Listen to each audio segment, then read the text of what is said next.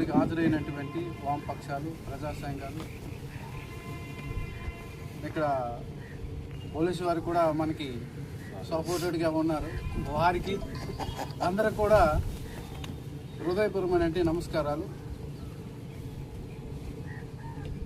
మనసా మండలం మన వసపకొత్రి మండలం సుమారుగా 2000 ఎకరాల్లో మరి కార్గో పోర్టు నిర్మాణం అన్నది భూసేకరణ చేస్తామని దాని మీద మరి ఈ సుమారుగా 20 గ్రామాలు ఈ ప్రాంతం పచ్చని ప్రాంతం, వీటి మీద వేలాది కుటుంబాలు జీవనాధారంగా కొనసాగుతున్నటువంటి విషయం మీద మరి ప్రభుత్వానికి, ఇక్కడ స్థానిక పాలకులకి 18 నెలలుగా మా యొక్క ఆవేదన అనేది తెలియపరుస్తున్నాం. అయినా చెవిట్ల శంఖమీదే విధంగా ఇక్కడ స్థానిక నాయకులు కానీ ప్రభుత్వం కానీ మొండి వైఖరిగా అవలంబిస్తుంది. దీనికి మేము దపదపాలుగా ప్రభుత్వానికి నిరసన అనేది తెలియజేయడం అనేది జరుగుతూనే వచ్చింది.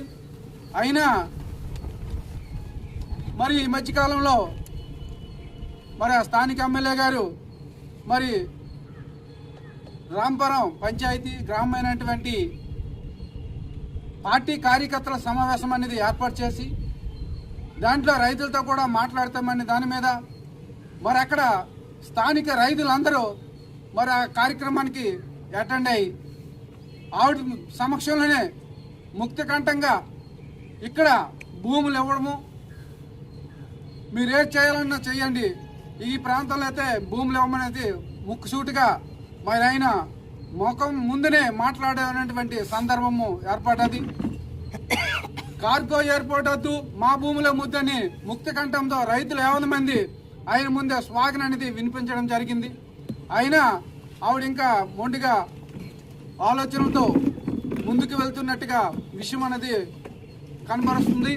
దానికి ధీటుగా మేము అన్ని వేళలా మేమైతే మరి ఇక్కడ ఈ ప్రాంతంలో కార్గో ఎయిర్పోర్ట్కి 1 సెంటు భూమి కూడా ఇవ్వమనేది మేము చెప్తున్నాం. అవసరం వస్తే ప్రాణత్యాగాలకైనా సిద్ధంగా ఇక్కడ 50 మంది రైతాంగం సిద్ధంగా ఉన్నారనేది మేము మరి పాత్రికేయుల ముందు